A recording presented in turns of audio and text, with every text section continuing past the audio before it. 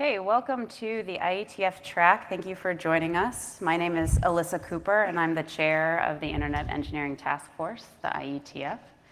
The way that we're going to run this session today is that we have a series of talks about different aspects of the IETF. I'm going to start off with an introduction to the IETF, talk about what it is and what it does, and how you can participate. And then I'm going to hand it off to Joe Snyders, who's going to talk about his experience as an IETF participant. Then we're going to hear from Ignace Bagdonas. He's going to talk about the operations and management and manageability work in the IETF, as well as routing work in the IETF. We're going to have Ron Bonica, who's exiting stage left to go get his microphone. He's going to talk about IP layer networking. And we're going to conclude with Tail, who's going to talk to us about DNS work going on in the IETF. We really want this to be an interactive track. It's a long period of time that we have. And so we would invite people to come up to the microphones whenever you have a question. Interrupt the speaker if you need to. You don't need to save your questions for the end.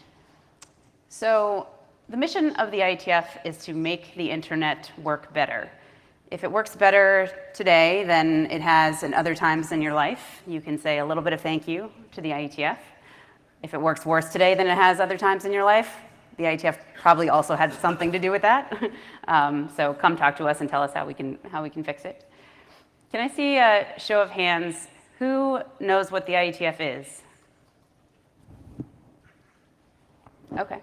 I like to ask a question at the beginning whereby by the end of the talk, every single hand would go up, 100% information shared. But it looks like we have some knowledge about the IETF already in the room, which is great.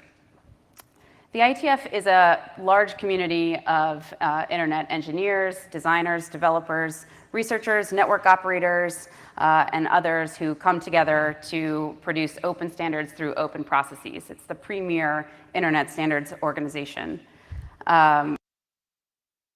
It's an organization that's over 30 years old. So what is it that the IETF does? The lifeblood of the IETF, our currency, is specifications. What we do is we produce documents, and those documents are called RFCs. RFC stands for Request for Comment.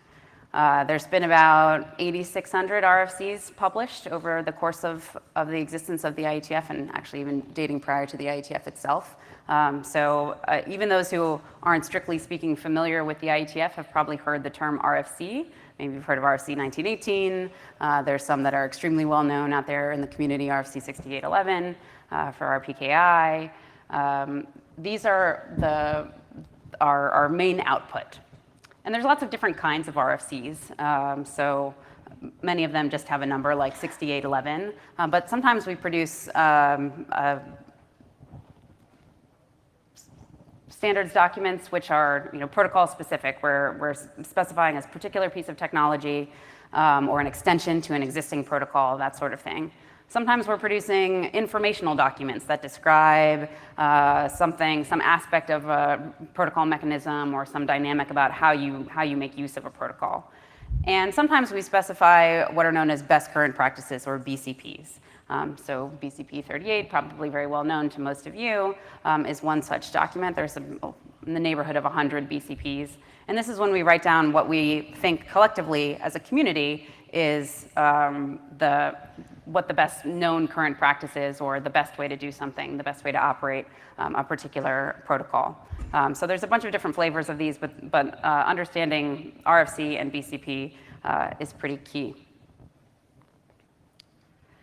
The technical work of the IETF is broken down into 6 different areas, and we're going to cover in detail several of the areas that are most relevant for network operators. That's what the rest of the panel up here is going to cover today, but I'll just go over them briefly. So in the internet area, this is where we focus on packet networking and addressing. This is the area that has produced IPv4 and v6, also DNS and DHCP, although the DNS work now kind of exists in lots of different IETF areas. And also some of the adaptation layers for Internet of Things, 6LoWPAN and LPWAN. These are all just examples. There's many, many more protocols that get produced in each IETF area. The routing areas where we focus on getting the packets to their destination. How do they get there? How are they forwarded? How are they routed? So BGP, OSPF, ISIS, MPLS, pseudowires, and then some of the newer work includes service function chaining, network virtualization overlays, deterministic networking, those kinds of things. The operations and management areas where we look at, okay, we have this protocol stack. How do we operate it? How do we configure these things? How do we manage them once they're deployed? So some of the older protocols, IPv6 and SNMP. Some of the more recent ones include Yang, both the language and many of the models, netconf for configuring them, and the AAA protocols. In the transport areas where we focus on the end-to-end experience, layer 4 primarily, TCP, UDP, going back through the decades, and our current big project in the transport area is QUIC. In the applications in real-time area is where we focus on everything application related, so web protocols, email protocols, real-time protocols, as well as primitives like the URI specification, for example, comes from the applications area. That's actually my personal native area, so all this weird routing and internet and operation stuff is, I'm still learning. And then finally, we have the security area where we produce security primitives and protocols that are used kind of up and down the stack. So things like TLS and IPsec, as well as EAP and PKIX, lots of different stuff going on there, and a growing body of work in the security area. We don't have that one represented today, but it's pretty important in terms of the IETF's focus now. So how can you participate in the IETF? There's actually many different ways, and the barriers to entry are very, very low. So anyone can participate in the IETF. There is no membership.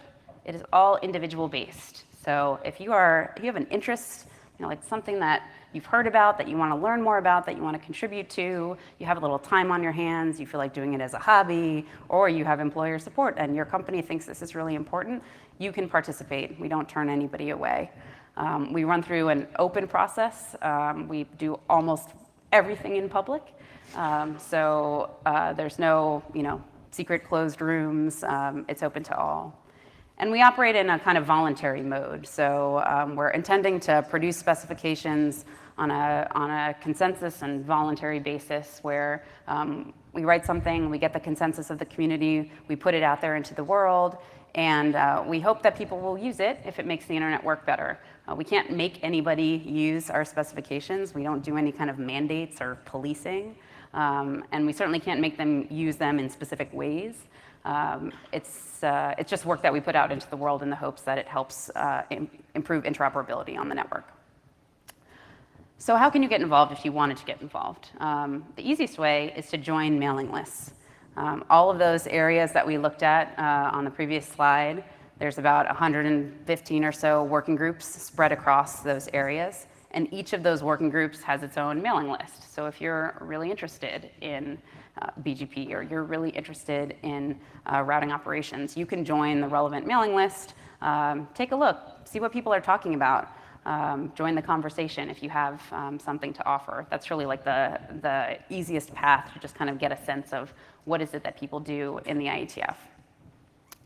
Bumping up a little bit in level of effort, you can review drafts. So drafts, or internet drafts as we call them, this is how people formalize their ideas when they're trying to instigate conversation or eventually publish an actual RFC. You write a draft. So people will share many hundreds of drafts every year with different working groups or with their colleagues, and those are basically the subject of the conversation within the IETF. So you can review what other people have done, you can offer comments, you can ask questions, you can provide input if you think there's a better way to do something that you see somebody trying to specify. You can write code. Many people have probably heard of the motto, rough consensus and running code. Both of these are still very important to us in the IETF. I'll talk a little bit more about consensus in a minute. But having running code, whether it's a proof of concept or an actual implementation or a reference implementation, running interoperability tests with other people who are working in the same space as you, all of these things are extremely important to being able to develop good specifications. And we've put a lot of effort into cultivating a kind of feedback loop between developers and people who are writing code and the people who are writing the specifications, who sometimes are the same people, sometimes they're not the same people, but in either case, it's so valuable to get input from actually running something out there on the internet and at internet scale if possible, and feeding that back into the design of the specifications. Writing code, contributing to our hackathons, which we host at every single IETF meeting, can be a great way to get involved, go and meet other people, see what they're working on, contribute to somebody else's project if you want to. It's a really good way to get involved. Speaking of the meetings, attending a meeting can also be a quite valuable part of the experience. So the IETF meets 3 times per year. We tend to rotate between North America, Europe, and Asia, so 1 meeting in each region per year. And this is a really nice way, if you have been participating on mailing lists or you've been following along, to go and meet people face-to-face, kind of like NANOG. See how people interact, get to know them, have some hallway conversations, and join the work of the IETF that's happening there.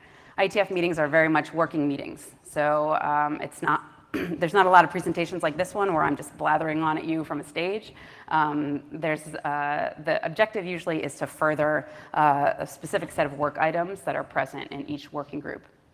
And that's what we spend the week doing at an IETF meeting.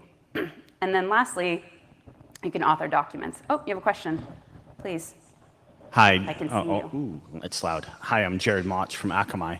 Is it necessary for someone to attend a meeting to fully participate in the IETF? Good question, Jared. Thank you. So it's not necessary, actually. Lots of people participate completely remotely, participating on mailing lists. We have a fantastic remote video and audio service that accompanies the meeting, so you can dial in, you can see everything that's going on, you can put yourself into the remote queue and have your audio and video be seen and heard in the meeting room. And it's absolutely not a requirement to ever attend a meeting. We have plenty of RFC authors who've gone all the way from being a complete newbie to having RFCs published and never came to an IETF meeting. So yeah, attendance at the meetings is optional. It's a useful, it's nice to see the people you work with if you can afford it, if you can manage it. It's useful sometimes for getting through some of the more difficult conversations that are hard to accelerate over email, but it's definitely not required. So authoring documents. This is sort of the penultimate thing or the ultimate thing that you can do in the IETF. If you have an idea, you're working on something, you identify a problem in your day job where you really feel like this protocol needs to be fixed, or there's some optimization that you think you can do that others would also benefit from. There's some piece missing, some building block that would allow you to interoperate better or more seamlessly or in a more performant way. You can write that down. You can get that published as an RFC if you can get the consensus of the IETF around it. And that's obviously a huge contribution from our perspective. So what would you do if you wanted to author an internet draft? There could have been many more than 6 steps, but I think there's really kind of 6 key ones in terms of just getting started. So the first thing is to write down your idea. As you can probably tell, we engage very much with the written word, everything in English, and being able to articulate your idea in writing so that you can share it with other people is absolutely the first step. The second step, and this is really, I think, the most important step of the entire process, is to talk to some other people about it. And my suggestion is talking to other people kind of quietly at first, so not necessarily taking something directly to a mailing list, unless you're feeling really confident, but talk to some of your colleagues, talk to some people at other companies who are working in the same space, get their feedback, see if they think this is something interesting that they would want to deploy, or that they agree with you or disagree with you about like what the best current practice is. Getting that kind of informal feedback at the beginning can really help you shape your idea such that it has a better chance of success once it gets out into the community. The other thing to keep in mind is that a lot of people who participate in the IETF have been doing so for a long time. The internet's been around for a long time. There's many ideas that have come up more than once and that have seen the light of day in the IETF and have not ultimately been standardized, or maybe they have. But by talking to people who are knowledgeable and who have been involved, you can kind of get a sense of whether the thing that you're proposing is actually novel, whether it's been considered before, what its history is, how it aligns to the existing documented internet architecture from the view of the IETF community. And that's super valuable feedback so that you don't end up suggesting something where there's already been a lot of ground trod in the past. On my last slide, I have some links that includes links to the contact information for all of the working group chairs. So this is a group of about 200 people who chair each of those individual working groups in the IETF. Those are really good people to reach out to when you have a new idea, to talk to them privately to kind of get a sense of whether the thing that you want to propose is likely to be of interest to the relevant working group. So talking to people is super important. Getting it into internet draft format. We have a specific format that we use for internet drafts. There's a bunch of tools that are available to help you depending on what your favorite tool chain is. But it has to go into this particular format in order for it to get posted to our repository, which is step 4, getting it posted to the IETF repository. That helps people be able to find it, and then it's documented, and you can start having a conversation on the relevant mailing list, step 5. So letting people know that this thing exists, opening it up to the world, essentially, for comment and review by sending it to the relevant mailing list. And then the last step is to nurture the draft and its discussion. So as I said, the IETF is a consensus-based organization, which means that we don't vote, but it also means that we don't rubber stamp. So what we do through our process is try to determine whether the set of the people who are participating feel that the thing that you've proposed is something that should be standardized. And to the extent that there may be objections to it or people who disagree with it, we try to get a sense of whether those objections can be accommodated, whether the protocol needs to change in order to accommodate them, or at a minimum, whether those objections have been raised and addressed before we move forward with standardization. And that whole process requires a lot of discussion. So if you want your idea to be standardized, you have to nurture that discussion. You have to stay on top of it and be responsive to people who are critical of your idea or those who support it. Really put energy into it such that it eventually gets to the end. It's not a short process usually to standardize something in the IETF. It takes a little bit of investment on the part of the authors. So a typical path to RFC, just to kind of give you a sense of that, the whole thing end to end. There's a few different ways that something can go from being an internet draft to an RFC, but this is kind of the most typical way. So let's say you've written something down, you have this idea, it's in internet draft format, you've shared it on the relevant mailing list, you've gotten some discussion going, and at some point, in the working group, there will be a question put out, does the working group want to adopt your draft? And basically what this means is the working group committed to working on this thing through to the end? Like, is this something that we feel as a group we think should be taken forward? So that'll be a question, and then if it does get adopted, there will be a bunch more discussion within the working group before the consensus is judged within the working group. It's something that we call working group last call. So we go to working group last call, and there's a question of whether people want this, once it's in a much more mature state, to advance through to being a standard. And if that is successful, it moves on to a similar phase within the IETF community. So that's the point at which we judge the consensus of the whole community. We've talked about it a lot inside the working group, and now we're going to take it out to the whole community and say, we're going to issue a last call for comments to the IETF. This is a good opportunity for people who have other areas of expertise to provide their input and feedback. And this is like one of the really crucial and most valuable things about the IETF is that you get this cross-area review. You get people who are looking at a routing protocol, but they're security experts, and they look at it and they identify issues with it or ways that it can be improved that people with more of a routing background wouldn't necessarily have known about. Because of the broad swath of technology that the IETF works on, we tend to get that kind of feedback and improvement through the IETF last call process, and it all serves to make the protocols better. So we do that in the IETF community. We do a last call. If it appears that there's consensus to support the document moving forward, then it goes to kind of the finalization steps. There's a final approval step at the end with the Internet Engineering Steering Group, which is like a group of IETF leadership appointed by the community who do a final review of the document, raise any final questions and comments.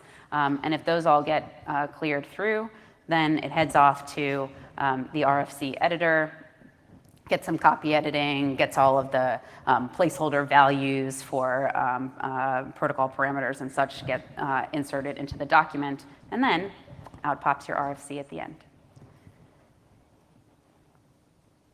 So as I said, a bunch of resources on the slides for people who want to learn more. We have a pretty well-developed newcomers program, lots of resources there about getting started, tutorials, videos, slide decks, the DAO of the IETF, which tries to tell you everything you would ever need to know.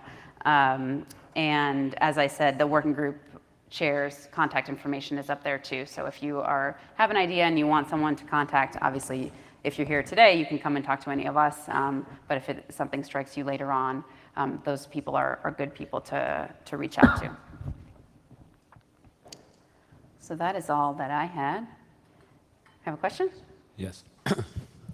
Tony Tauber, Comcast. I don't know if I don't think you covered this, the different types of RFCs, and maybe that's worth talking about. I mean, I think a lot of people, I'll just put it out there, think of RFCs are like laws or something, and I think some expansion on what RFCs are, aren't, or maybe is probably helpful. Sure, yeah.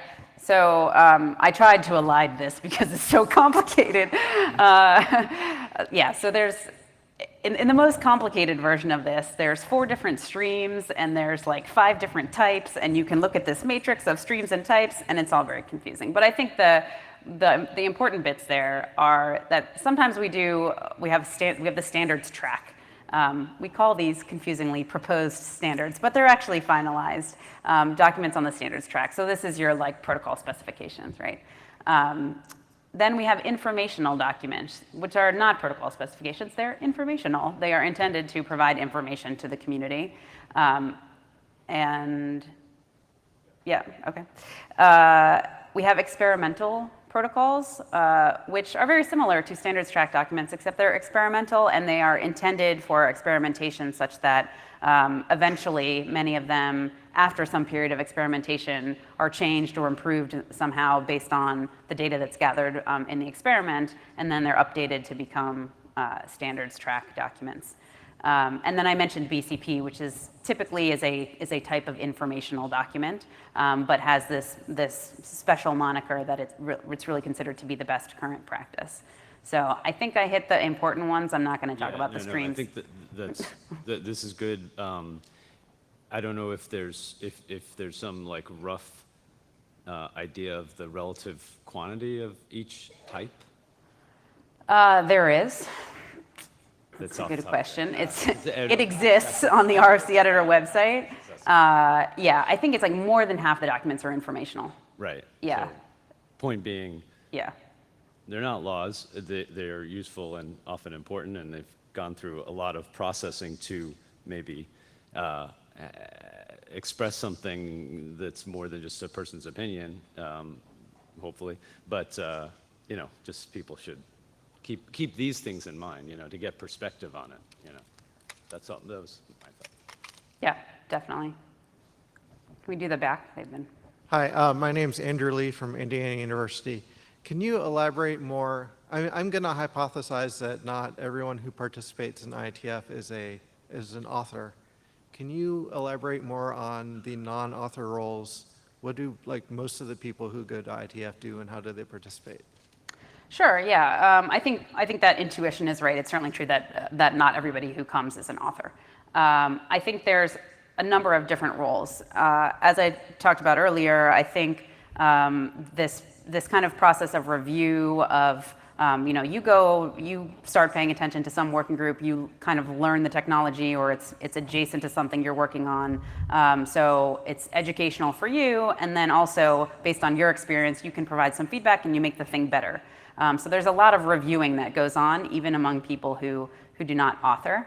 I do think some people come in order to kind of stay current, to like see what other people are proposing and, you know, kind of lurk and never offer too much feedback themselves. And that's a perfectly legitimate thing to do, and a nice way to learn what's going on out there. So there's that role. I think those are kind of the two main ways, I would say, that non-authors participate. Thanks. Yeah. Doug Montgomery, I remember a couple of years ago, there was a lot of discussion and thought about the maturity model of the standards track. And I remember some plenary discussions and frankly have sort of lost track. Is there anything going on there?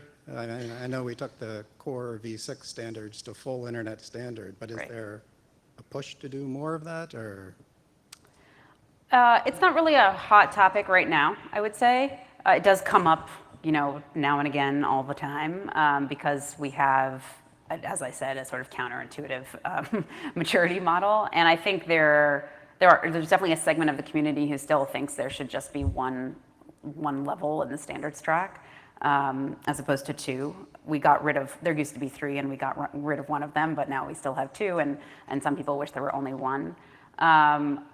I think the IPv6 is the last one that we worked really hard to bring to full standard, and the problem is bringing something to full standard is very taxing and requires a tremendous amount of effort, and a lot of times the people involved don't really see the consequent benefit, and that's why the bulk of the standards track documents are proposed standard. And I don't really see that changing anytime soon. So if you would like to make a proposal for changing the maturity levels, then we have a working group in my area, the general area, where we can go talk about that. But I haven't heard too much from the community about it lately.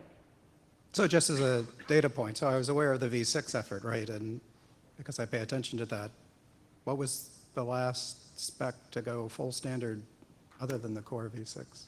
Oh, man, we did one in the routing area recently. 8281? I'm sorry. 8281 in full standard? Probably. Yeah, I think it is. PMQ, Well, I remember PMQD. Okay, there you go. the one that I remember was PPP, but it was a little bit while ago. Yeah, it hasn't been very often. Yeah. I'm sorry, it was 8201. 8201. Yeah.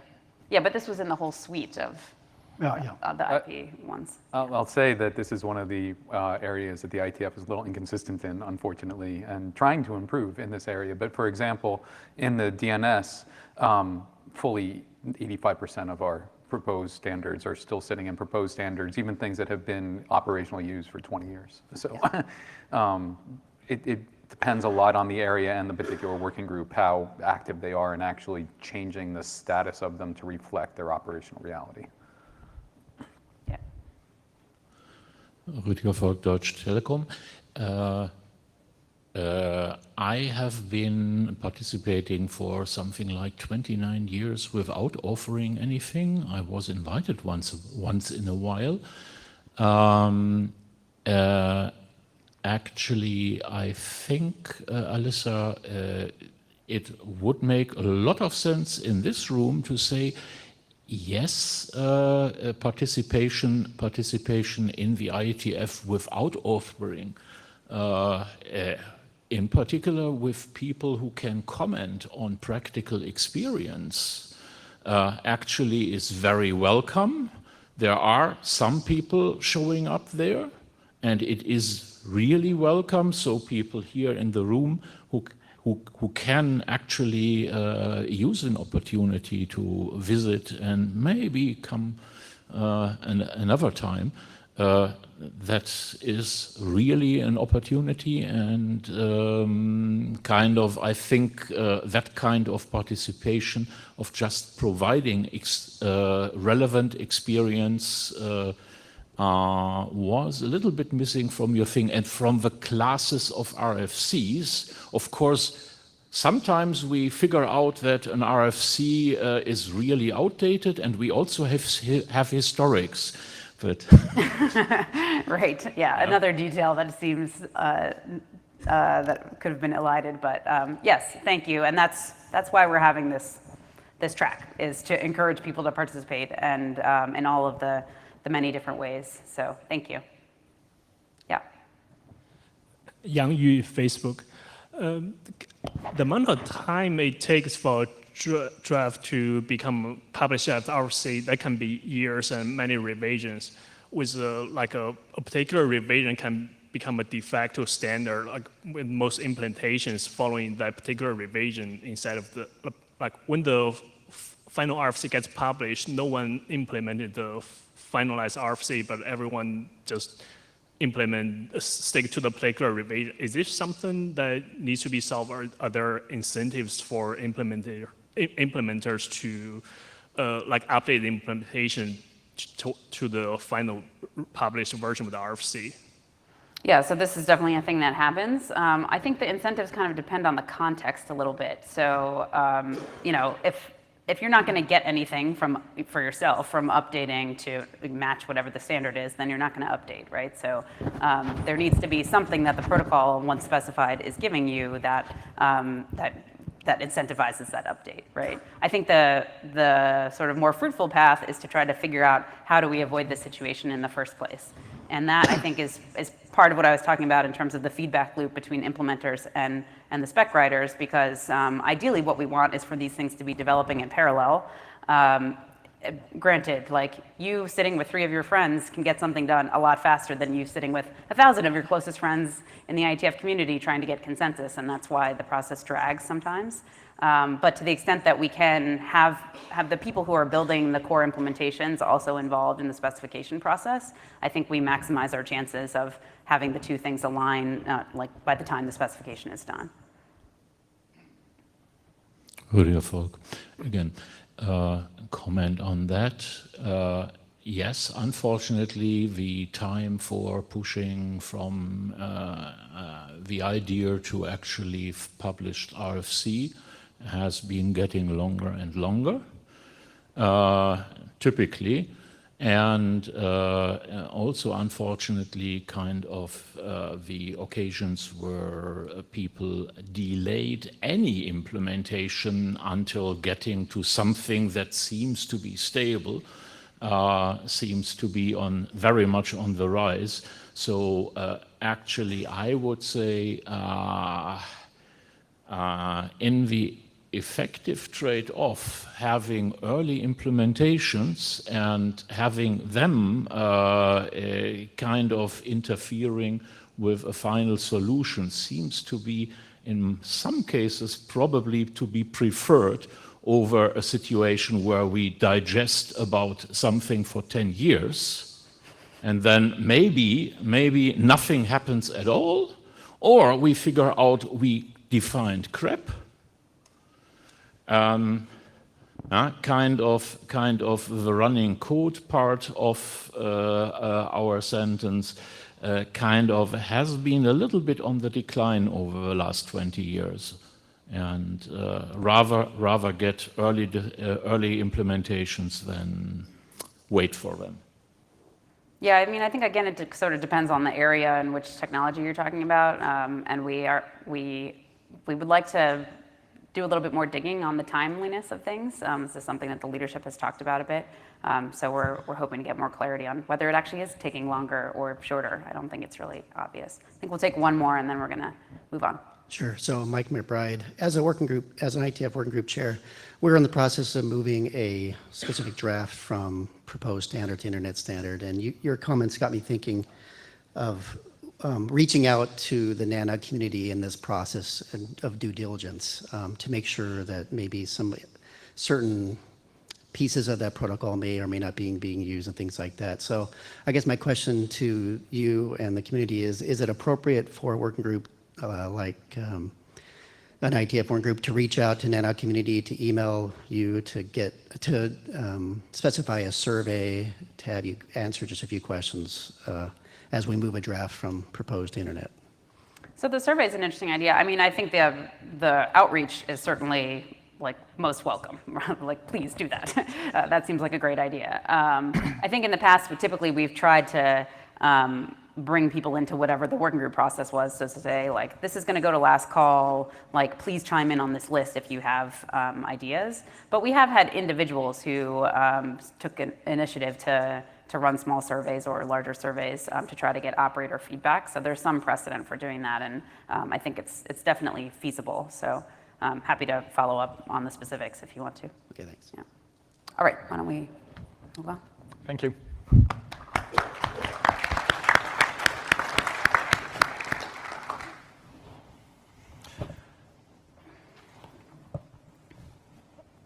It works. Nice.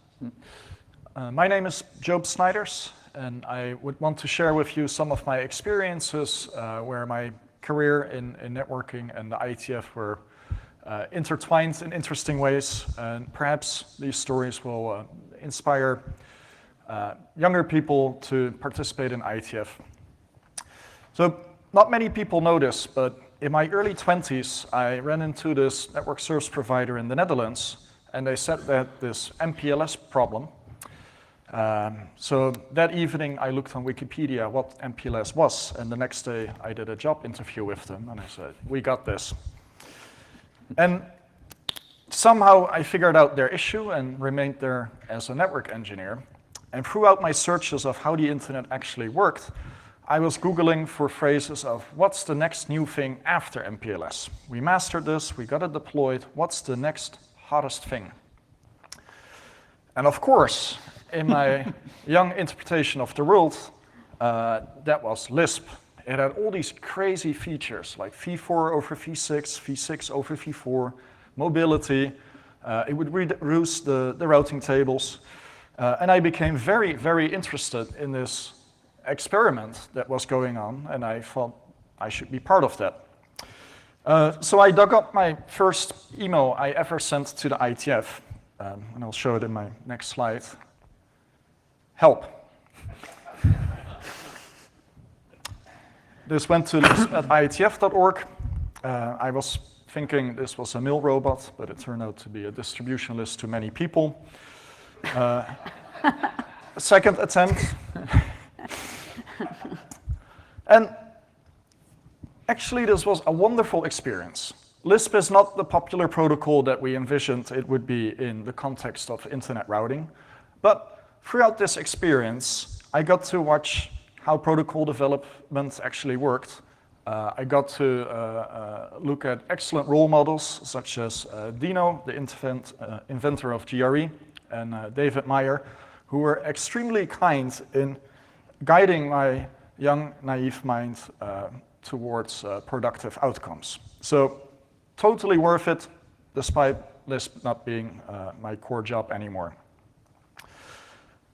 Then the second larger interaction with IETF was large PHP communities. In early 2016, this fine gentleman, Ignace, stood up at a NetMod meeting, and he explained to the audience that it's really challenging to fit 32-bit values into a 16-bit field. And we looked at it from different angles, and no matter how we tried, it would not fit. And in that meeting, I was like, you know, darn it, we can just do this. Let's go to IETF. Let's specify something that is useful, because we saw 4-byte ASN, the use of 4-byte ASNs go up, the pool of 2-byte ASNs go down, and it was clear that at some point there would be a collision between scarcity of resources and the needs of operators. And it seemed entirely feasible to pull this off. So we set out with a simple idea: let's make the BGP community just a little bit bigger. And it actually was quite a challenging process, not necessarily for IETF, but more for myself, because everybody that had a comment or objected, I took that very personal, and I added them to my enemy list. I was like, you guys, how can you not see the truth? But we railroaded it through. We called our friends who had financial spend with the big vendors like Cisco, Juniper, Nokia, Arista. We sent patches to open source projects so we could point at running code, and we developed an operational rough consensus. And this was a very interesting project because we went at it as fast as IETF essentially can go. And that meant that the RFC was published in less than a year, which is impressive. We got running code fairly quickly from the vendors a year after, and now we can finally see this feature come into the ecosystem. I checked today, there were 2,000 prefixes with large communities from 500 different ASNs. So we're kind of on track with Mr. Volk's prediction that if we go as fast as we can, in 5 years we have this. So, great experience. And my personal reflection on some of this is that perhaps at times it was not necessary to become as upset as I became at times, because some of the things are unavoidable and will happen anyway. What I also observed is that this IETF participation actually, in a positive way, helped kickstart my career. It was very interesting to be on the forefront of how things work, speak with developers, speak with architects from other networks, and at no point was there a downside to my career. So to young people, this is something to take in mind, take into consideration. If you're planning out the next 10 years, IETF can be a good way to meet people that can help you get new jobs. And I also discovered that it is perfectly possible to disagree about one project and agree about other projects. So as the years went by, I'm slowly removing people from that name and shame list on my computer and actually discovering that collaboration, in fact, often is very productive. Everybody brings unique knowledge and experiences to the table. And yes, we sometimes disagree, but that's okay. That's part of it. We should also recognize that IETF has many products, so to speak. They're not really products, but they're specs. But if we view it as a company that produces things, it has some high quality, awesome products, and there are some things that turn out to be less optimal. I'm a big fan of BGP. It's still running after all these years. It's still being extended. We're still fine-tuning it. It's still meeting our operational needs. And it's a very, very impressive effort. But we also produced other protocols where different choices were made at times. And this is the IETF. It's multifaceted. We cannot say the IETF is good or the IETF is bad. The IETF is this sort of engine that churns through things, and garbage in means garbage out. And that's how the process is designed. Now, if I look at my future trajectory, in recognizing that we ourselves have a role in IETF and that we cannot point blame at IETF for saying why were large communities not invented earlier, the only reason those things didn't happen earlier or they didn't happen conforming to your requirements is perhaps because of lack of participation. So I joined the board, became a chair of the GROW working group, which is the nicest working group we have, volunteered for the NAMCOM. The NAMCOM is the group that will help appoint or influence appointments of the IETF leadership. So in this way, we have a capacity to steer where the organization actually is going. And from time to time, people come to me and say, hey, I want to go to an IETF meeting. Can I tag along as your mentee? Will you introduce me to people? Will you explain processes and include me in this community? And this is what I'm currently doing. I'm happy with those developments, and I would strongly encourage others to follow suit and consider where it is they themselves can participate. What are the itches you have in your daily operations where you think, hey, if we tune this thing just a little bit to the left, everything comes better. And that's where IETF can be helpful and be fun and enjoyable. This brings me to the end of my slides. If you have questions, comments, please approach me now or email me later.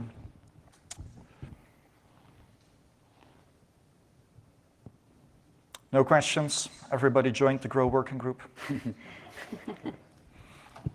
Thank you for your time. I think you're next. Who's that? I think you are, Ron. Oh, I am, okay. Hi, I'm Ron Bonica, and I'd like to talk a little bit about the INT working group. Several years ago, I was on the IESG, was the AD for the Ops and Management Working Group, and I remember the INT AD talking about the INT area charter. The fellow stood up in front of the IESG and said, "The INT area's charter is to make the internet more better, more good." And I thought about that for a while, and in a way he was right, and in a way he was wrong. The INT area has a formal charter here, and it has directors, Suresh Krishnan and Aaron Vink. It owns the forwarding plane. It owns IPv4, taken care of in the INT area working group. It owns IPv6 maintenance, taken care of in the 6-man working group. It also owns a couple of protocols that are absolutely essential to the operation of the internet, application layer protocols that are absolutely essential to the operation of the internet. I'm thinking of DNS, I'm thinking of DHCP, I'm thinking of NTP. Without those, there would be no functional internet. It also owns some other protocols like Softwire and a few others around the edges. Informal charter, I guess I just went over that in the last slide. There are a bunch of active working groups, some that I haven't mentioned, like IPv6 over networks of resource-constrained nodes, 6LoW, 6TiSH. But most of them are around things like DNS, DHCP, the things that are absolutely essential. I'll go first make a disclaimer. The INT area covers a huge problem space. Each part of the problem space is an area of interest for a unique community. There's a wireline, mobile line, there are wireline, mobile, cloud, and enterprise operators, constrained network operators, special purpose operators like vehicular networks. And the following slides introduce a couple working groups. One of them is 6-man. It's responsible for IPv6 maintenance. Right now they're working on IPv6 data plane for segment routing. There are a couple of drafts in there. Extension header limits, MTU discovery. You'll also find interesting debates in there about extensions to Slack, occasionally even interactions between Slack and DHCP. There's the dynamic host configuration working group. It is in charge of things like DHCP v6 and everything around that. DNS private exchange, DPRIVE. DNS Prive Working Group develops mechanisms to provide confidentiality in DNS transactions in order to address concerns surrounding pervasive monitoring. An interesting one too. People in this area, to operators. Also HomeNet. They talk about requirements for home networking, networks that are more than a trivial home network, more than a few routers behind, a few hosts behind a router. They also spun off a routing area working group called Babel. And then there's the INT area working group. The INT area working group is kind of a catch-all. It takes care of operational architectural advice, things like fragmentation, considered fragile, IP tunnels in the internet architecture. New encapsulations like GU, although there's another working group in routing, NVO3, that also talks about encapsulations, and new OAM and mechanisms, things like ICMP probe, ICMP extensions for unnumbered interfaces. This has been a very small overview of the INT area, but I'd like to make a general comment about the internet area. When a network operator, I'm going to compete with Ignace for just a second to get your attention. When a network operator looks at the IETF and decides what area to become involved in, it's very natural for him to become involved in the ops and management area. Of course, I'm an operator, the ops area is the place to be. That's how I first became involved in the IETF, in the ops and management area, and over time I was director of the ops and management area for some number of years. As it turns out, you folks have the best expertise to inform and direct the INT area. You understand how protocols actually operate, how they scale, how they interact with each other, how they fail. Because of that, your input is really, really important to to 6-man, to the DNS, for those of you who are DNS operators, to the DNS working groups, to the dynamic host configuration working groups. So please do take a look at the INT area when you decide which working groups to monitor and where to review drafts. Any questions? Well, thanks.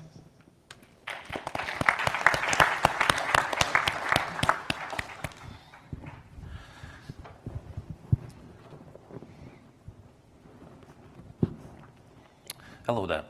I'm Ignas Bagdonas, and I'm one of the area directors in IETF, and my direct responsibility is in the operations and management area.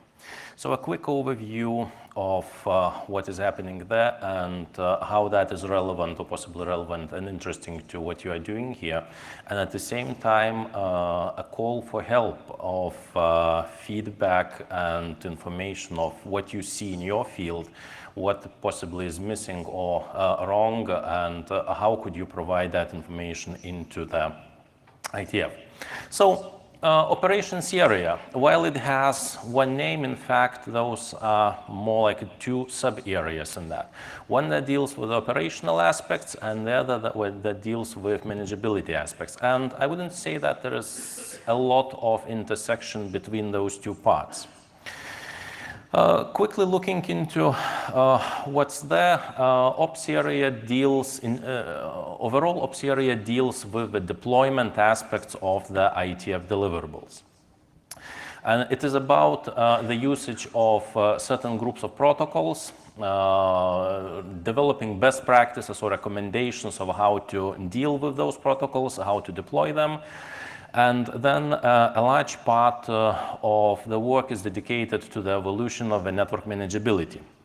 One important note to remember, and this is what I personally hear quite often from the people who are new to the IETF, is why IETF doesn't work on standardizing this particular architecture for this deployment model or something along those lines.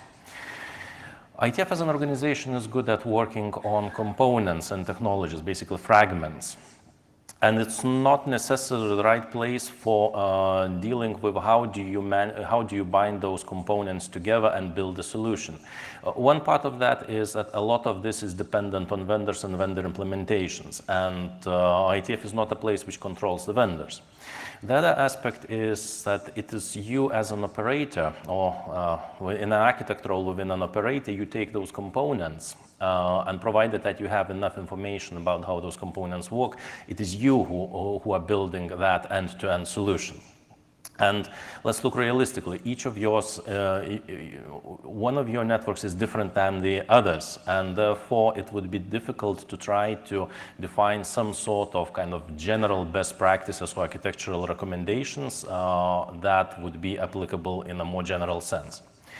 So what's inside of the ops area? A very brief overview, and then if you are interested, you might take a more detailed look following the links provided. Autonomic networking, ANIMA, that's an area which probably produces certain protocols and specifications which might look rather, say, fascinating. Imagine a situation, you take the box, unbox the router, plug the power in, plug the cable into matching color socket, and after some time that router boots up and it is visible in your network management systems and is becoming more or less operational.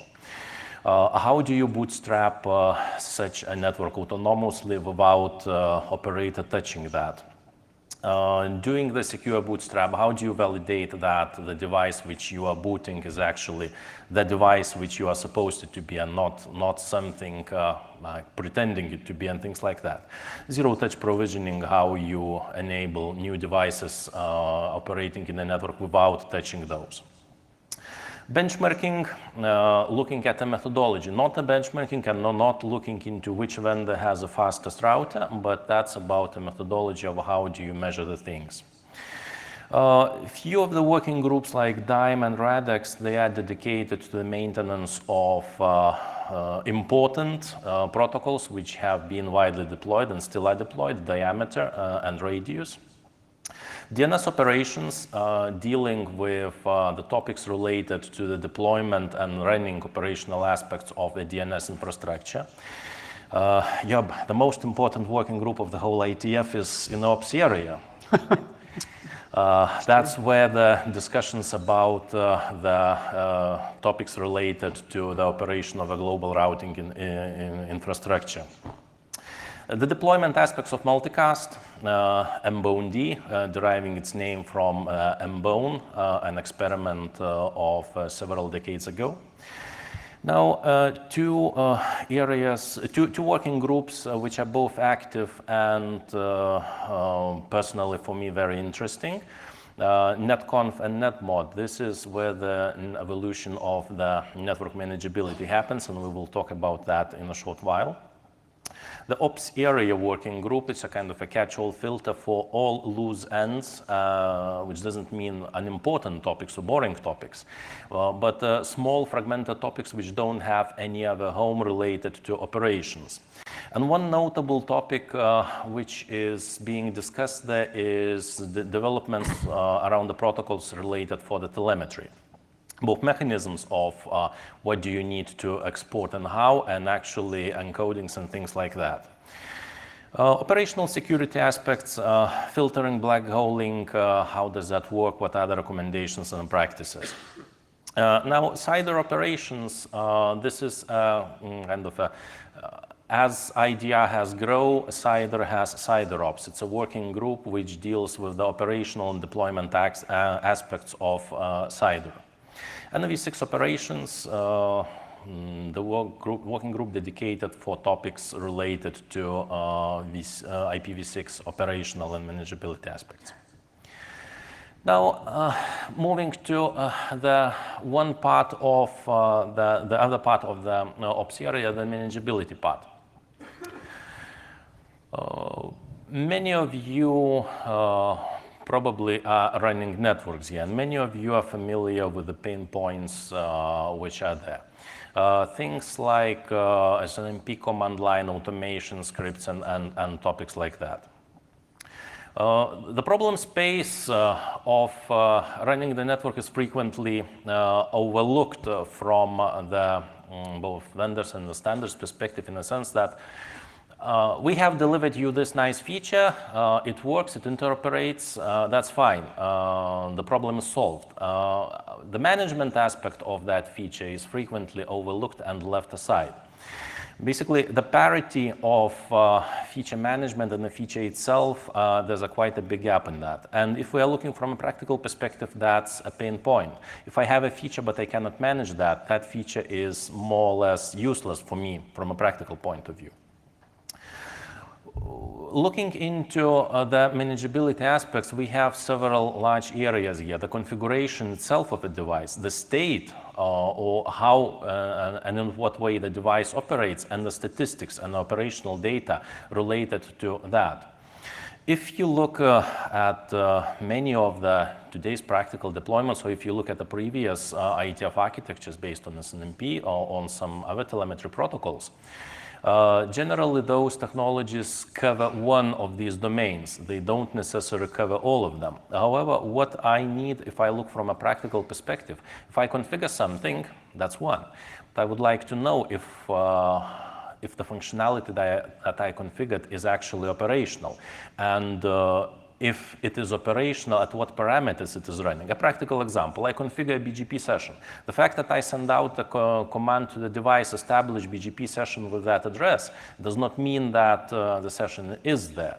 And if I ask for a BGP session with the particular keep alive interval, it does not necessarily mean that it will be that keep alive interval, because the other side might disagree with what I have asked for the box to do. Therefore, we have 3 different views of the same configuration information, and that needs to be correlated somehow. Now, looking into the path that IETF is taking here, it's a move away from configuration protocol-based mechanism into a schema-based mechanism. What is less important is actual protocol which you talk to the device.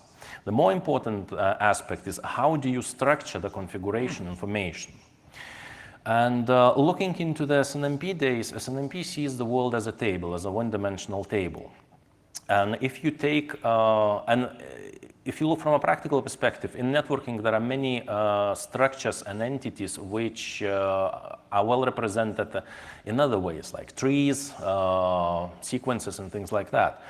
And it's not so easy to represent that in the SNMP way.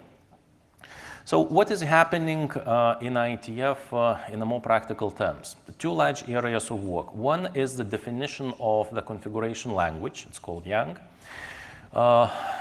which defines the schema of the information which is needed to configure the device. It's not a configuration language, it's not something that you talk to the router, it's something that describes the information which eventually will get sent to the network device for changing its state. The other part corresponding to this is transport protocols, encodings, and mechanics of how that is being sent and interpreted. What this gives for you as an operator, you may have multiple channels into and out of the device, not necessarily the same channels. But those channels might be using the same data representation, the same schema structure for sending out, say, intent or commands to the device, and getting the results out of it, and getting the notification in forms of like messages or telemetry data out of the device. And then you have the ability to correlate all of the three of them. And eventually, if we are looking at the longer-term evolution of manageability, there's a trend of moving away from what is basically what you do with the device, what commands you send to the element, to the construct of you send the intent saying that I want, for example, functionality with these parameters. Now your device, you are smart, go and implement that. 3 things are needed for this to work practically and efficiently. Modeling, the schemas and the definitions of all of this configuration data. Tooling, this model of approach doesn't assume that there is a live operator on the other end. There's a software component there. And education, explaining how this works and how this practically can be used. So in summary, what is happening in the ops area is related to how you as the operators community interact with the network and the network devices. Arguably, the biggest amount of work happening there is related to configuration modeling, basically describing the functionality and features in a way of model that can be used for configuring the devices and networks. Now, this is not a new topic. IETF has been working for that for around 15 years, and the problematic aspect of that is acceptance, a practical acceptance of that in the industry. It's not as good as it could have been, and that's a question of education, that's a question of explaining how those technology components can be used. Another important aspect that IETF frequently gets caught with is to try to build an absolutely perfect and all-covering solution and at once. Arguably, that is not needed, while it might be a nice exercise, but having something which covers the dominant part of the functionality and ship that fast is the model that is needed. And that's where your input as the operators and users of this would be very helpful. Since trying to define the priorities of the technology components which are needed for you, and define, say, the list which covers 80% or some other majority part of your functionality, and then define the actual components from IETF side and ship it.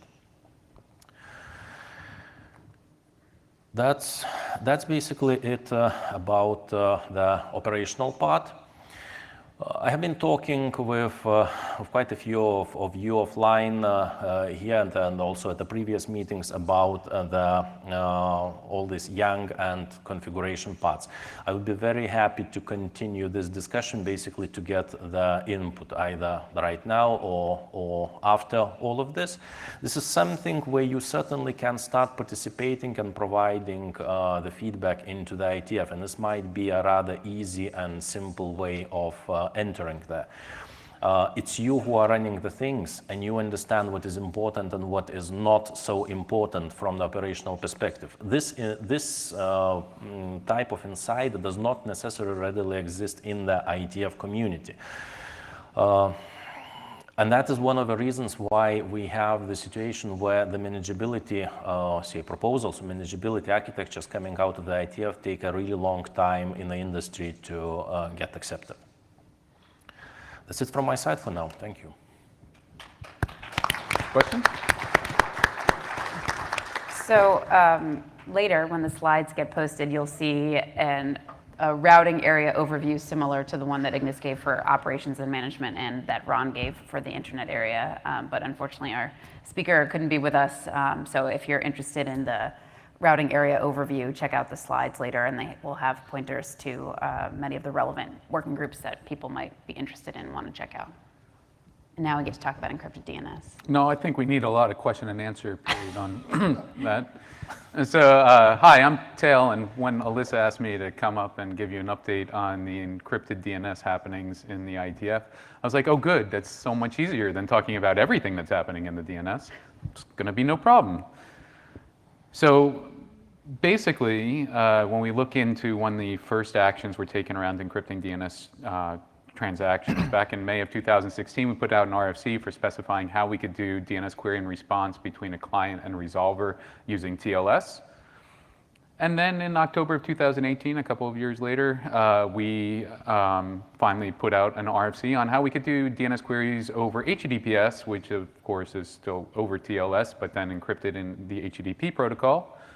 Earlier this year, this summer, we had a BOF on talking about, okay, well, you know, let's have a further look at how this changes the application landscape with regard to DNS, but we weren't planning on starting a working group then. And so next month, we're going to have a Birds of a Feather session that's looking towards how can we make a working group that specifically addresses this interaction between applications and the DNS. So, pretty straightforward stuff, not much to see here. I'm all done. I think we get a whole hour back, so go take some time off between beer and gear. No? Tried. I am going to try to give you, however, a nearly neutral status report. I'm not evangelizing myself for the adoption of any particular technology. Inevitably, because I'm talking about the reason the IETF is working on it, some of this might sound like advocacy, but it isn't. I personally, even though I'm the co-chair of the DOE working group, I don't agree with everything that's happened in the space myself. I will admit my bias towards wanting to see encrypted DNS, but I don't have a passion toward a particular technology for achieving that. And notably also, my employer has taken no position on the whole issue. The IETF leadership, the IESG and the IAB have taken, while broadly they're moving in one direction, there's still a non-trivial amount of disagreement among the leadership about what's happened and what should happen next. Also, notably, even though there are a lot of position papers being put out by different groups about either how it's the worst thing ever to happen to the internet or is going to be the savior of privacy on the internet, external communities don't even agree. There are For example, in the specific area of DOE, there are ISPs lining up on both sides of the issue. There are also other external sectors. For example, I have talked to some people in the European financial sector who are very much in favor of it, while there are, of course, other enterprises that are very much against it. So it's a complicated area that's still with a lot to be talked about. And as I said, some of this talk might end up sounding like advocacy, but really the devil is going to be in the details. So how did we get here that we're even talking about DOT and DOE and encrypted DNS? Well, we have a ways back to go for the full context. 4 billion years ago is when life appeared on Earth. Now, I could go back to the Big Bang Theory, but we can skip a little bit. Then, suddenly, there were dinosaurs. Still are. Yeah. Just because you're the young one in the IETF doesn't mean that you have to be that way, young man. And then about 200,000 years ago, anatomically modern human beings appeared. Basically, you know, we think this caveman thing of, oh, they were all so dumb, but they were basically us. And so that's when things got really complicated. Now, I am going to fast forward a bit. I wanted to take some time to kind of look at the broad cultural milestones, as Paul did with the Treaty of Westphalia, talking about, you know, how humanity has kind of grappled with the issue of codifying and controlling good versus evil, and trying to, you know, identify where the error bars should be on that. But we're going to put in 200,000 years of whooshing noises and actually get into the 2000s, where the IETF published RFC 3514, which is affectionately known as the evil bit. Steve Bellevin actually tried to, though it was an April Fool's RFC, Steve actually really articulated a very interesting aspect of trying to manage traffic on the internet, is that we don't have any really good way of determining what's good traffic and what's bad traffic, what is evil and harming us and what is acceptable. One thing I noticed when I was just looking up the reference for it, it actually has errata that was published last year. So it's good to see that the IETF is staying on top of this. So I bet you thought at first that I was going to go for Edward Snowden. Of course it has to come up. This was a very significant cultural milestone in the IETF. When Snowden's leaks about the Five Eyes program and how multiple nations were cooperating for global surveillance of the internet. That led later that year, in November, into the IETF Tech Plenary, where it was a significant issue of discussion and kind of kicked off the IETF response to figuring out, well, now that we know that this theoretical thing is actually a practical thing that's happening, and we're responsible for the health and safety of the internet, what should we do about it? So that led in May 2014 to RFC 7258. Many of you may be familiar with it. It made the bold declaration that pervasive monitoring is an attack.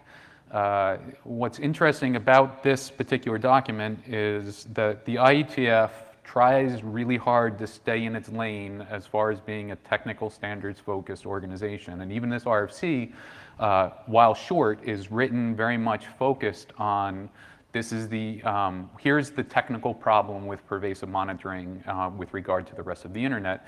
The IETF, members of the IETF very often claim we don't do policy, but inevitably the technology that we produce kind of greases the skids for policy in one direction or another.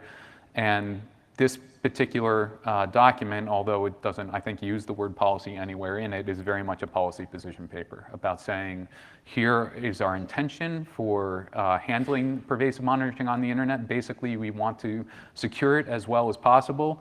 And it directly articulated the concept that was previously in that April Fool's RFC, and that we can't really tell good versus evil traffic. And so while there might be benign reasons for doing this kind of monitoring, the system as a whole can't tell, and so we have to protect the system. And then as a result of that RFC, the IETF started working in many different areas about how to lock down protocols and or evolve them into secure versions of their previous selves. And in October of 2014, the DPRIVE working group was chartered, as previously mentioned. The focus of this was to provide confidentiality for DNS communication. It did already, it's had several different work outputs. You may have heard of some of them, like QNAME minimization and other methods, but notably for the encrypted DNS part of things, It published RFCs 7858 and 8094. This was for basically using DNS over either a TCP TLS connection or a UDP DTLS connection. What's notable about this is following the publication of those documents, DOT has been implemented, that's DNS over TLS, the TCP version, has been implemented in a few different areas, but it sees almost no operational use. I think Jared is still here, and he just recently told me that he can count on one hand the number of DOT queries he's seen to his server that implements it. And DTLS, though, you know, little bit of context. Most of you are familiar with the fact that DNS, normally we try to have very, very lightweight in order to have servers be able to handle a really huge volume of queries in a pretty easy way. Throwing cryptography on top of it is not so amenable to those goals of light and fast. DTLS was trying to find the sweet spot. Well, between doing UDP and TLS, can we somehow make it more efficient? But nonetheless, I'm not aware of it being used even experimentally. Following the publication of those documents, DeepDrive was rechartered, and what it's trying to do there now, because I think I mentioned earlier that the initial effort was to secure the channel of communication between the client and its resolver, or from the client stub resolver to the full service resolver. Many of you may recall Paul's diagram. I'm sorry I didn't include one about the entire architecture of the DNS. One of the things, though, that wasn't really worked on because it's a different class of problem is how do we secure the channel between full service recursive resolvers and the authoritative servers that are providing the real answers. And in this context, I also mentioned that there's often been confusion about the type of security that encrypting the channel would provide, and some people think that it would obviate DNSSEC, and oh great, you don't have to worry about DNSSEC anymore. DOT and DOE provide confidentiality on the channel. They don't provide any sort of data authentication. And so DNSSEC and its design goals are still a really important part of the overall picture. But in any event, this trying to secure the authoritative channel is now active work effort going on within the DeepDrive working group. And although it's not currently, Christian, who I don't think I've seen here, Christian Huitema is also proposed how DNS could be done over QUIC, which would be likely to see a little bit better adoption than DNS over DTLS. But so far that's been handled in the QUIC working group rather than DeepDrive. Then, September 2017, just over 2 years ago, we spun up the DOE working group. It had a very limited charter scope. It was intended partly to be a new model for a pop-up working group. It really, the area directors thought this is going to be awesome. We have such a narrowly focused charter that we will publish one document, just how you would end up tunneling a DNS query through the HTTP protocol wrapped in TLS. And then we can all just go home, shut down the working group, and leave it to other people to figure out the other parts of the overall system. DOE still exists. It was very much focused on just those technical aspects of tunneling DNS requests in HTTPS and how those get encapsulated. Discovery mechanisms were actually left to be in scope, but were not pursued yet because it quickly got into very difficult technical questions, and they were largely orthogonal just to how to achieve the very easy and achievable goal of tunneling. So we published RFC 8484, and this was the DOE protocol itself that had to do DNS queries over HTTPS, and it was met with universal acclaim. No, wait, that's not right. So the group itself is currently dormant. It's awaiting IETF consensus about how we proceed in the space, how we can tackle our next issues. So this summer, we started trying to look at that. We had this applications doing DNSBOF to look at what the other architectural implementations were of the way that applications in general, not just web browsers, were interfacing with the DNS. What would this mean to have more applications bypassing the system resolver and all the different ways that the system interacts? What possible work effort could we do here? Because the publication of DOE had triggered this broader discussion of the whole client resolver architecture. And there were some vendor experiments, and you probably heard of one because it generated most of the flames, the Mozilla and Cloudflare experiment. And it provoked strong reaction, and so this is another reason we're having this BOF, because some had declared the death of the DNS, and in the 7 stages of grief, we proceeded pretty rapidly into the anger and bargaining stage. The BOF was seeking to, figure out, well, okay, there's clearly a lot of policy issues here that the IETF can't really do anything about, but there's also technical work. Can we hone in on what technical work might be achievable for us to move forward on? And that brings us up to date with everything that's happened so far. This is actually in 2019, right? Oh, did I say the? Oh, June, yeah, this happened just this past summer. Sorry, typo on the slide. And so I know many of you wondered, well, why did the IETF adopt DOE? You may recall from Monday the phrase being said, the IESG and the IAB should have been the adults in the room. And well, I actually happen to agree with a lot of things that were said in that talk, but I thought that was an unnecessary slam.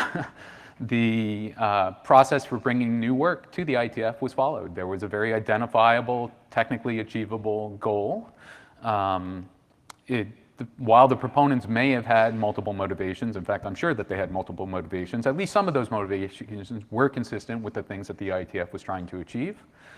And the general idea of it was already in the wild. It's not that DNS over HTTP clear text had been not already happening. There were several different implementations of it happening. And so it's worth noting, as Alyssa pointed out, that the IETF as a voluntary standards organization doesn't have a lot of power in this area. And just because the IETF says, no, you're not going to do that, it doesn't mean it doesn't happen. Other people are still going to work on it. They had been working on it even without the IETF. So one benefit of the IETF working on it is that the process tends to bring about better engineering results, right? We tend to, when we have multiple people from multiple disciplines reviewing a protocol, then the output from the working group tends to be better, more implementable than it would have been otherwise. And in fact, DOE went through the same thing. The first draft of DOE to the final draft of DOE had multiple meaningful technical differences that improved upon the protocol. And so the thing to remember here is that DNS over TLS and DNS over HTTPS, they're only providing an encrypted channel.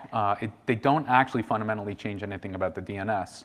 There are some deployment models, like the Mozilla Cloudflare experiment, that do significantly change the DNS architecture, but they're not intrinsic to the protocol. And I'm not trying to minimize the significance of that. They could represent a significant, and for some particular business models and operational needs, disruptive operational change to the existing DNS architecture. So that's all relevant, but it's really important within the context of the work the IETF does to separate our understanding of the way a protocol works and from the different operational ways in which it can be handled. So now that we're here, what's next? Well, the IETF itself is going to continue to embrace the multi-stakeholder process. For those of you who are unfamiliar with this principle of multi-stakeholderism that's involved in many of our different organizations, we try to bring in people from all communities that are affected by this, whether it be operators or enterprises or developers, political groups. Everybody is really welcome in the process. People who are for it, people who are against it. It's important to have all of that input in order to move forward to achieve whatever kind of consensus may be possible. To that end, we're having the application behavior considering DNS BOF in a few weeks in Singapore, where we're going to be planning the next steps for the technical standards, probably spinning up a working group on it. And so we're going to now tackle issues like resolver discovery and how you could express the policies of different resolvers to characterize them. And then so that in an environment where you had multiple resolver choice, we could understand how best to guide those choices and how they're used, and provide other general operational recommendations, including but not limited to the deployment model issue. And we're also going to have to make clear the IETF itself through perhaps an informational RFC or some other document, what the IETF can't address as a standards organization, the actual policy issues that are completely separate from this. And one of the things that's really important to note there is that the deployment choices that individual companies make is really outside the scope of the IETF. It doesn't have control over it. We can try and guide things with our suggestions, but ultimately it's not the IETF making those final decisions. And so really what I most want to emphasize that if the outcome of all this process around encrypted DNS is important to you, please participate.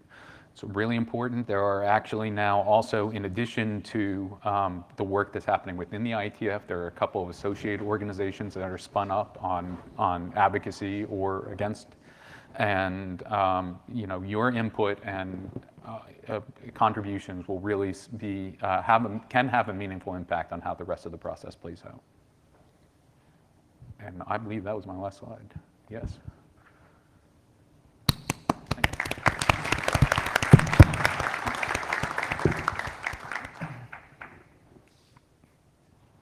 Success.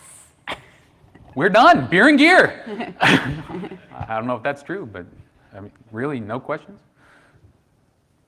That's a huge milestone. You Okay. gave a whole talk about encrypted DNS and you got no questions. Just so so- stunned. Uh-oh, We're still uh-oh, there we go. We're still Thank considering you. how dinosaurs. Thank you. We couldn't let that happen, went away. Chris. It's not a question about DNS, it's a question about IETF. So Tail said early on in his talk that you did this thing, you went to the IETF to do this work. But for this particular presentation, you had some opinions, but no particular slant you wanted to give to it. And you said your employer didn't either. So is this because at the IETF? Right. So, do you want to comment on that, Alyssa? Or? Sorry, your question is about the Well, influence of employers at the IETF? That you represent yourself, not your employer, yes. Right. Yes. So, Go ahead. Yeah. Right. So, an important principle of the IETF is that individuals represent themselves. And generally speaking, unlike some other organizations, including NANOG and RIPE, for example, generally you don't affiliate yourself explicitly when you stand up to make a comment at the microphone. The note well of the IETF includes a number of guidelines for your participation, and one of the aspects of this is that individuals represent themselves and not their companies.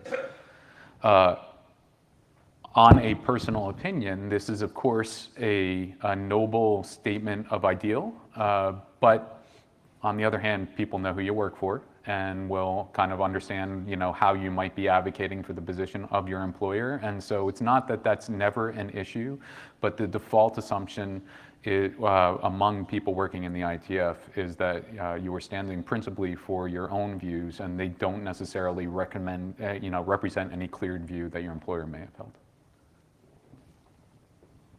It's liberating. I get to go to the microphone and argue with my boss.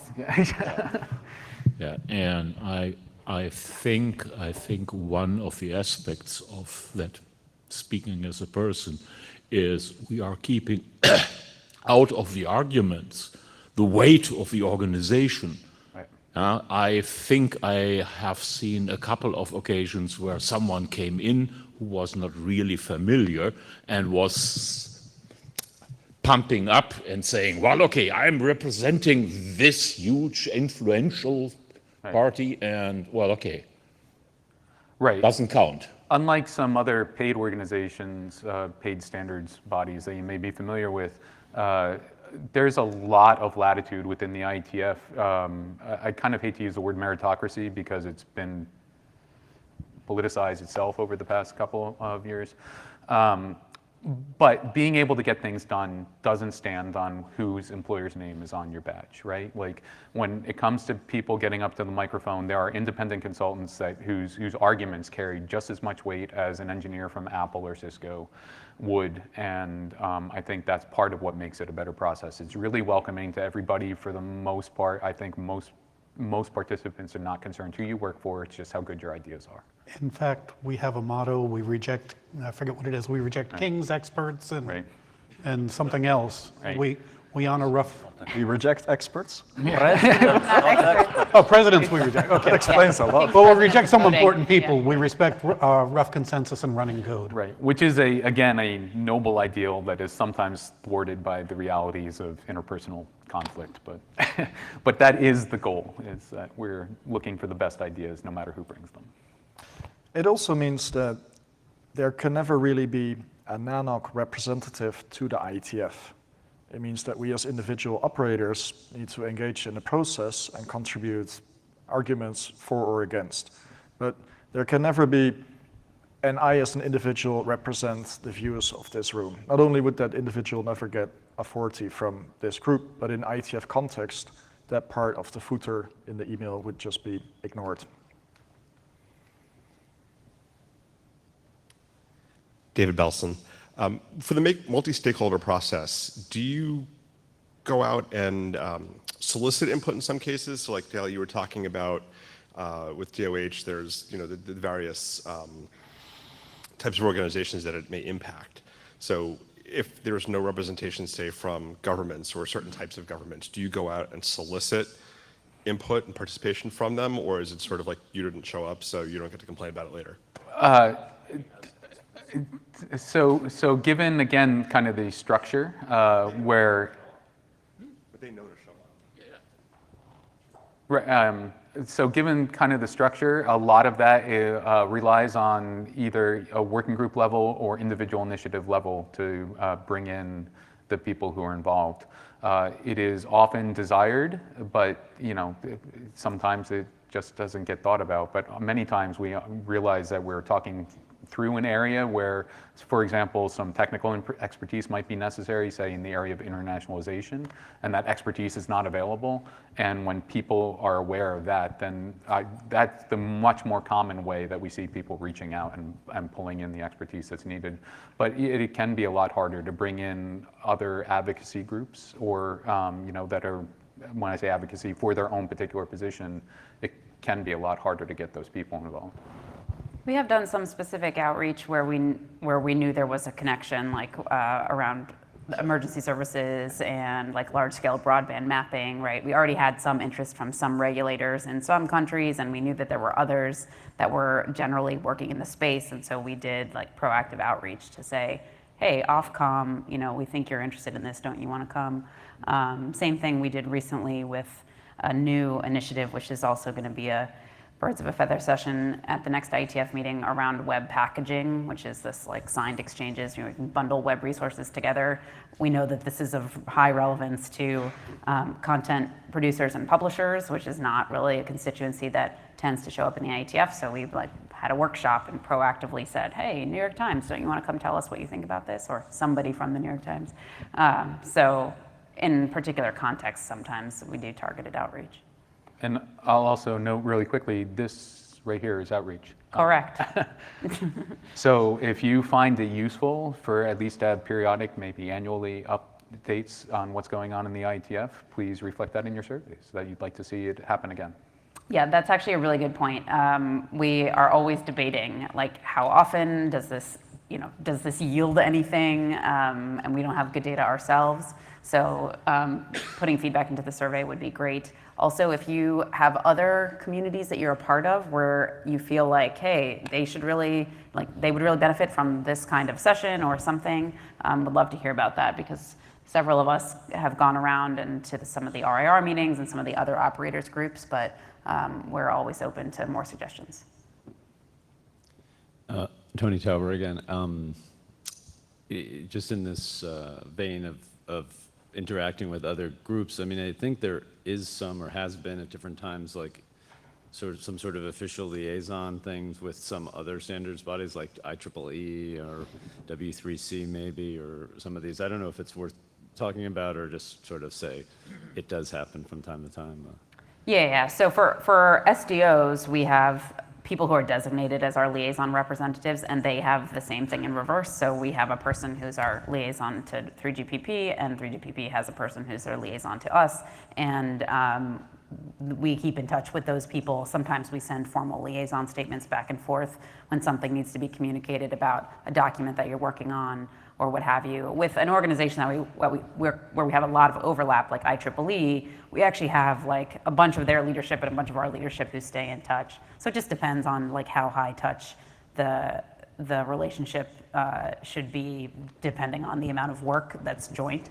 But we don't tend to do it with anything other than SDOs. So we haven't really done it with operator groups, for example. Hi, James Shank with Team Cymru. A question that I had about the work of the IETF in general. Part of the conversation described things as innovative or paving a way, and part of it was presented as reactive. So would you characterize the work of the IETF in general as reactive to something that is already in existence in some capacity and needs to be moved towards a standard? Or would you characterize it in general as innovative, or is it a mix of the two? It's a mix. Yeah. Like SSH and NTP were formed outside IETF, but later brought in because IETF is an excellent publication platform for protocol specifications. But there's also been tons of original work in the routing areas or IP. DNS itself started in the IETF back in the 80s. Yeah, which was, of course, an IETF looking very different from what we have today. For the real research and innovation, there is also the parallel IRTF. So kind of the task of the IETF is to tackle stuff where we know we can get a result, while researchers, of course, have the latitude for, well, okay, if some research does not provide a result, we actually still have gained knowledge, and that's valuable there. But Any other questions? Great. Well, thank you very much. Thank you.